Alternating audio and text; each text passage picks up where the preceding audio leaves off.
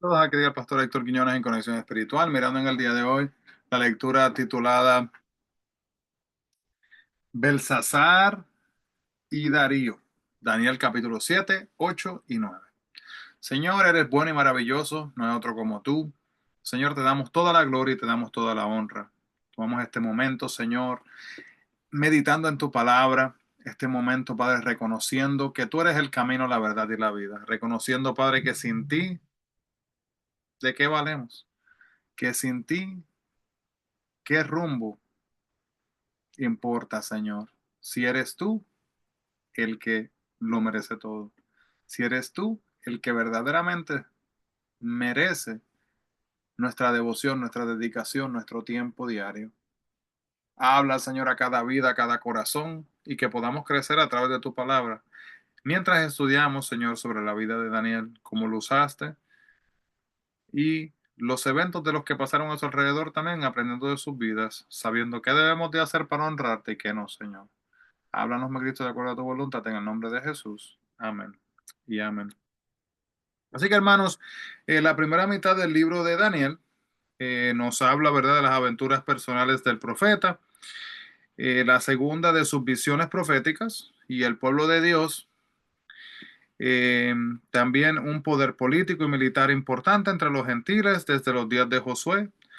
Ahora se halla bajo el dominio gentil, pero aún los poderes mundiales no se levantan o caen sin el consentimiento del Dios poderoso. Hay veces, ¿verdad?, que hay mucha queja de gente cristiana. Pero ¿y por qué Dios permite? ¿Por qué Dios permite? Mire, hermano, nosotros no conocemos, hermanos, el plan final.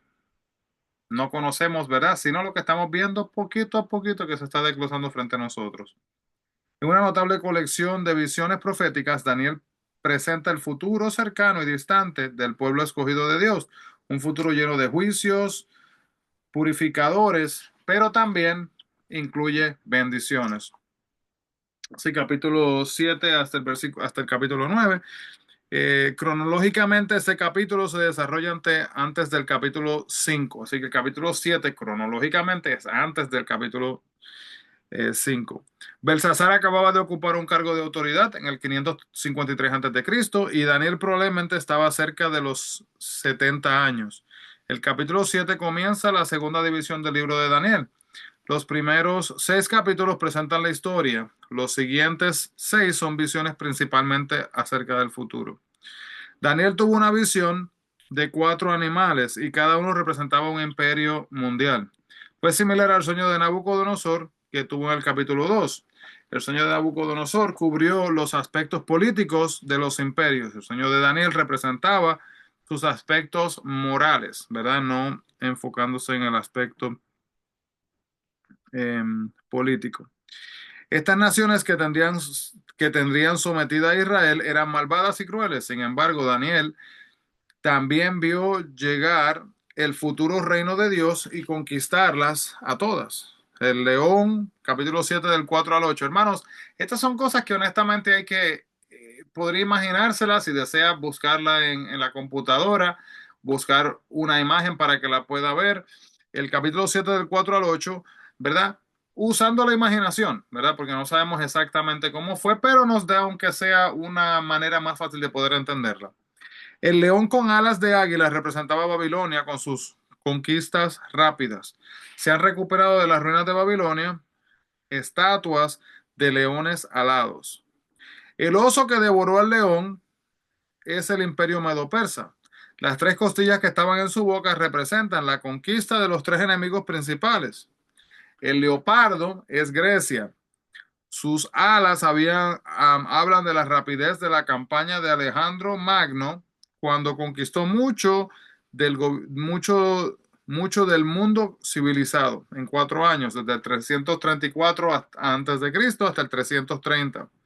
Las 4 cabezas del leopardo son las 4 divisiones del imperio griego después de la muerte de Alejandro. Entonces, la cuarta bestia no era una potencia mundial que Daniel pudiera así mismo reconocer. Representaba a Roma y el final de los tiempos. Muchos eruditos de la Biblia creen que los cuernos corresponden a los 10 reyes que gobernarán brevemente antes de que Dios establezca su reino eterno, como dice Apocalipsis 17:12. Así que hermanos, ahí usted puede hacer una conexión contextual y buscar entre el capítulo 7 de Daniel, versículos 4 y 8, y compararlo así mismo con Apocalipsis 17:12. Estos 10 reyes todavía no han subido al poder cuando Juan registró su visión en el libro de Apocalipsis. El pequeño cuerno es un futuro gobernante humano o el anticristo. Eso también lo puede ver en Segunda de Tesalonicenses 2, 3 y 4. Y aquí la profecía salta a los postreros tiempos. Este es el capítulo 7, versículo 9. Esta escena del juicio es similar a la que el apóstol Juan vio en Apocalipsis 1, capítulo 14 y capítulo 15. Así que hermanos, anote y hace una comparación, un contraste. Eh, donde recordando, ¿verdad?, que Dios es quien asigna poder a los reinos y juzgará a esos reinos al final. Daniel vio a Dios juzgando a millones de personas paradas ante él. Todos sabremos de pararnos ante él, el Dios Todopoderoso, para dar cuenta de nuestras vidas. Si Dios juzgara su vida, mi vida en el día de hoy, ¿qué diría?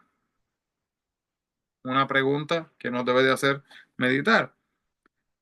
Y la muerte de la bestia en el capítulo 7, 11 y 12 representa la caída de Roma. Esta bestia murió, pero las otras se les permitió vivir por un tiempo. Los reinos o su cultura siguieron reconocibles de cierta manera. La historia no terminaría cuando Dios interviniera para castigar. Así que el 13 y el 14 es este hombre que se menciona aquí, es el Mesías.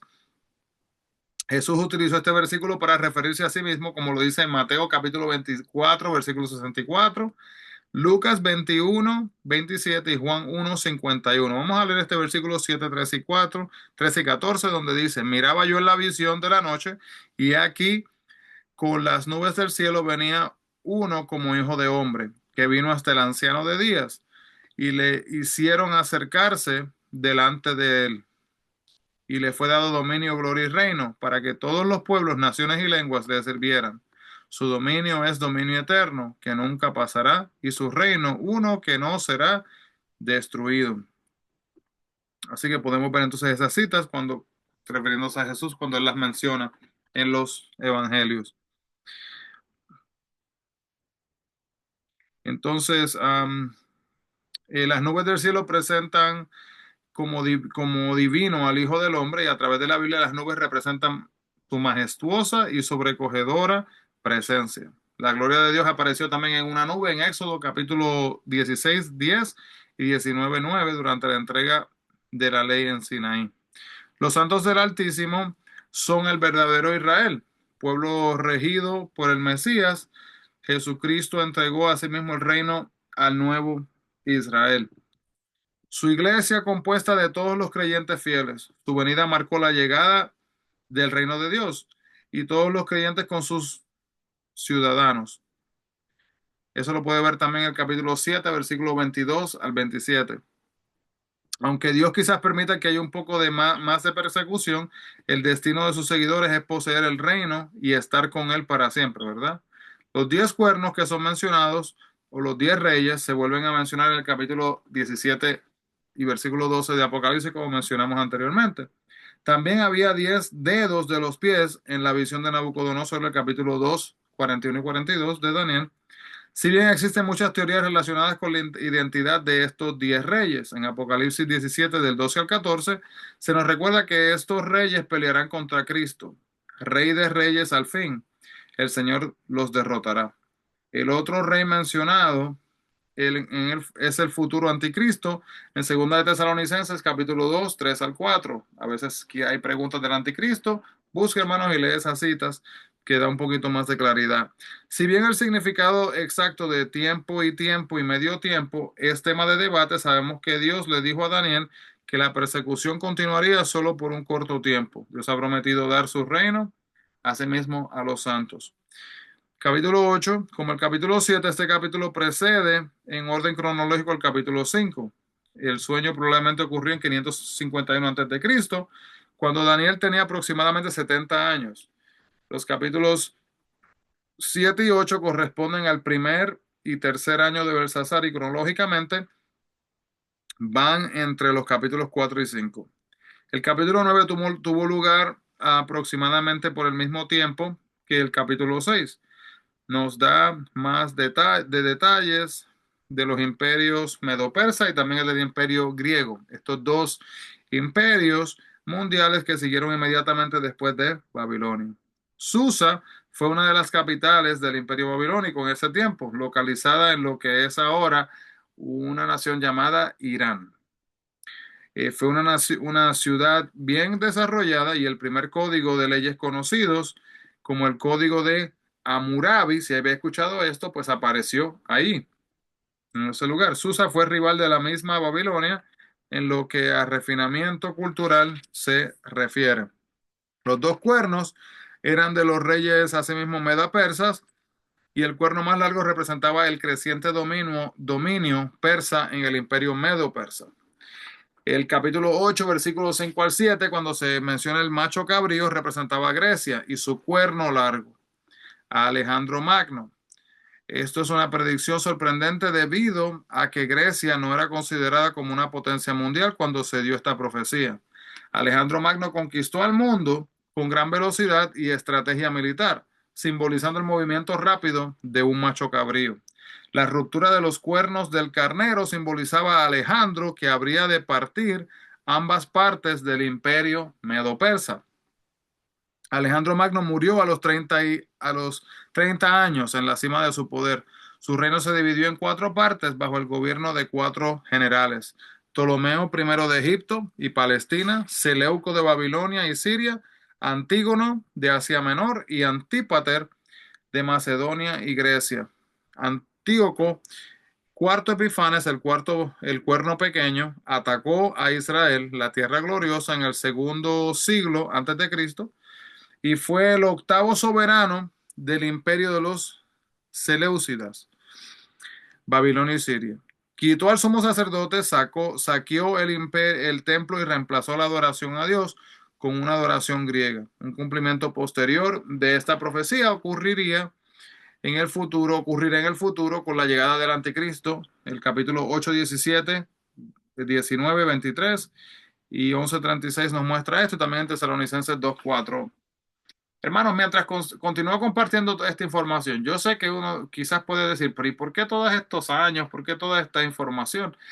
Hay que entender, hermanos, que estos datos no solamente se encuentran en la Biblia. Muchos de estos datos pueden ser corroborados, hermanos, históricamente hablando. Entonces, si usted está notando, está tomando apuntes, ¿verdad? Es una manera de un estudio profundo para dar validez y veracidad a lo que es la palabra de Dios, que es verdad. Así que cuando se pone al lado, ¿verdad?, de documentos históricos, va a haber también la misma congruencia. Entonces, el príncipe de los ejércitos se refiere a una autoridad celestial, quizás un ángel o Dios mismo, en el capítulo 8:11, como dice, ¿verdad?, en Josué 5:13 al 15. Y cuando se habla de las 2300 tardes y mañanas, se refiere al tiempo desde la profanación del templo que perpetró Antíoco IV Epifanes hasta la restauración de la adoración del templo bajo el gobierno de Judas Macabeo en 165 a.C. El tiempo de fin en este caso se refiere al periodo entero desde el final del cautiverio hasta la segunda venida de Cristo. Entonces el capítulo 8, 17. Muchas de estas cosas que sucederían bajo el gobierno de Antíoco IV Epifanes se repetirían en una escala de mucho mayor antes de la segunda venida de Cristo. Durante estos tiempos, Dios trabaja con Israel en una forma radicalmente diferente, con disciplina divina proveniente de naciones gentiles. Y este periodo a menudo se le llama los tiempos de los gentiles, como dice Lucas capítulo 21, versículo 24. Y este rey altivo en el capítulo 8, 23 puede ser lo mismo Antíoco IV Epifanes que el anticristo al final de la historia humana. El príncipe de los príncipes es Dios mismo. Capítulo 8, 25. Ningún poder humano podía derrotar al rey que Daniel vio en su misión. Pero Dios lo vencerá. Antíoco IV Epifanes murió loco, hermanos, en Persia en el año 164 a.C. Y el poder y la justicia de Dios prevalecerá, y jamás debemos de darnos por vencidos ni perder la esperanza, hermanos, por poderoso que parezcan los enemigos, por poderoso que parezcan los que nos rodean en nuestras situaciones específicas. Dios sigue siendo Dios. La visión del capítulo 9 la recibió Daniel en los días del capítulo 6. Este Darío es la persona que se menciona en el capítulo 6. El Asuero mencionado aquí no es el esposo de Esther. Los hechos descritos en el libro de Esther ocurrieron aproximadamente 50 años más tarde. Así que Daniel en el capítulo 9, 2, 3, Daniel clamó a Dios para que cumpliera la promesa de hacer regresar a su pueblo a la tierra natal. El profeta Jeremías había escrito que Dios no permitiría que los cautivos regresaran a su tierra natal durante 70 años, como dice Jeremías 25, 11 y 12, 29, 10 también. Y Daniel había leído esta profecía y sabía que este periodo de 70 años estaba llegando ya casi a sí mismo su fin. Daniel sabía cómo orar, había leído las palabras de Dios y había creído en ellas. Y cuando oraba, ayunaba, confesaba sus pecados y suplicaba a Dios que le revelara su voluntad. Él oraba, ¿verdad? Con una entrega completa a Dios y era totalmente receptivo a lo que Dios le dijera. Cuando usted ora, le habla a Dios con franqueza. Debemos de examinar nuestra actitud, hermano, y hablarle a Dios de una manera franca y sincera.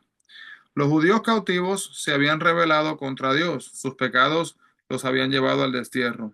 Pero Dios es misericordioso, incluso con los rebeldes si confiesan sus pecados y regresan a Dios.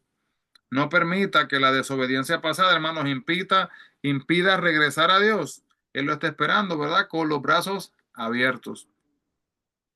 Capítulo 9, versículo 6. A través de los años, Dios había enviado muchos profetas para que hablaran a su pueblo, pero sus mensajes cayeron en el vacío. La verdad era demasiado dolorosa para escucharla y Dios todavía nos habla con claridad y precisión por medio de su palabra en el día de hoy. Capítulo 9, 11 al 13, Daniel mencionó las bendiciones y las maldiciones definidas en Deuteronomio capítulo 28. Dios había dado al pueblo de Israel una elección. Obedézcanme y serán bendecidos, o desobedézcanme y enfrentarán a sí mismos las maldiciones. La aflicción tenía la intención de hacer que el pueblo se volviera a Dios. Cuando nos enfrentamos a circunstancias difíciles, debemos de preguntarnos si Dios tiene motivos para castigarnos, y si así lo creemos, debemos de pedirle perdón. Daniel habló de cómo Dios siempre trataba de que Israel volviera a él. Aún después de un desastre no quería obedecerlo. Dios todavía se vale de las circunstancias de otras personas. Y más importante todavía, hermanos, la Biblia para ayudar a la gente que así mismo regrese hacia Él. Escuchamos todas estas historias bíblicas, hermanos, y podemos aprender de los errores de otras personas para que no los cometamos nosotros. Sería un error leer la Biblia como una historia seca y no captar lo emotivo que hay en ella. De verdad que lo sería, hermanos. En esta sección, capítulo 9, 17 y 19, Daniel estaba clamando al Señor y le preocupaba a su nación y su pueblo. Demasiado a menudo nuestras oraciones carecen de emoción y verdadera compasión hacia los demás, ¿verdad? Oramos y seguimos como si nada, como si todo, si no estuviéramos, ¿verdad? Invertidos en ese momento de esa conexión con la persona. Daniel clamó por misericordia, no por ayuda, porque sabía que su pueblo merecía la ira y el castigo de Dios. Dios envía su ayuda, no porque lo merezcamos, sino porque quiere mostrar su gran misericordia cuando lo necesitemos. Si Dios nos ayuda, si Dios no nos ayuda debido a nuestro pecado, ¿verdad? ¿De qué nos vamos a quejar? Sin embargo, si envía ayuda a pesar de nuestro pecado, ¿cómo podemos contener nuestra alabanza de agradecimiento hacia Él? Dios contestó la oración de Daniel y puede contestar también nuestra oración. Cada una de estas 70 semanas que son habladas, esto es importante, hermanos, el capítulo 9 del 24 al 25, puede representar un año. A menudo las escrituras utilizan números redondos para expresar un concepto, no para dar una cuenta exacta. Por ejemplo, Jesús dijo que debíamos de perdonar a los demás 70 veces 7. No quiso decir que solo 490 veces, sino que debemos de ser pródigos en perdonar. De manera similar, algunos eruditos ven en esta cifra de 490 años una expresión en sentido figurado. Sin embargo, otros interpretan este periodo en una forma literal y dicen que la muerte de Cristo ocurrió al final de 69 semanas. Es decir, presta atención a esto, hermano, esto es un tema que todavía, hermanos, la gente está discutiendo en cuanto a si estamos viendo la semana 70, la estamos viendo cuándo será la semana 70. Así que, eh, sin embargo, otros interpretan que este periodo es una forma literal y dicen que la muerte de Cristo ocurrió al final de 69 semanas, es decir, 483 años más tarde. Una interpretación ampliamente aceptada dice que la semana septuagésima son los 7 años de la gran tribulación. Todavía en el futuro, luego, entonces la cifra puede simbolizar la primera y la segunda venida de Cristo. El Mesías, el ungido, sería rechazado y ejecutado por su propio pueblo. Su perfecto reino habría de venir más tarde, como dice el capítulo 9, versículo 26. Y el 26 y el 27 también nos muestra que ha habido mucha discusión acerca de los números y tiempos y acontecimientos en estos versículos. Y existen dos puntos de vista básicos. Punto primero, el primer punto, es que esto se cumplió en el pasado, ya sea en la profanación del templo por Antíoco IV Epifanes en 168-167 a.C., o en la destrucción del templo por el general romano en Tito en 70 después de Cristo, cuando 1 millón de judíos murieron. O número dos, esto todavía está por cumplirse en el futuro bajo el anticristo, como dice Mateo capítulo 24, versículo 15. Hermanos, ahí se pueden dar cuenta, si todavía no se habían dado cuenta, que cuando estamos mirando las profecías del libro de Daniel, vamos a estar mirando también otras citas para ver cómo puede ser que se esté expresando, si es en el tiempo pasado, el presente que estamos viviendo en ese momento, o profecías del futuro, que muchas de ellas son profecías del futuro. También existen, hermanos, la profecía de doble cumplimiento, cumplimiento ahora y cumplimiento también futuro. Amado Dios, te agradecemos, Padre, Señor, por este momento de reflexión, este momento, Padre, que hemos sacado para conectarnos así contigo. Te pedimos, Padre, que nos ayudes a continuar entendiendo tu palabra diariamente y que, Padre, no nos perdamos en nuestros propios pensamientos, en nuestras vidas, echándote a un lado y no dándote, Señor, el respeto, el tiempo, el amor, la gracia, la misericordia y la intimidad que te mereces. En el nombre de Jesús te agradecemos y pedimos estas cosas, mi Cristo. Amén y amén. Así que Dios le bendiga grandemente, hermanos, a todos. No se olviden, busquemos la presencia del Señor. Bendiciones.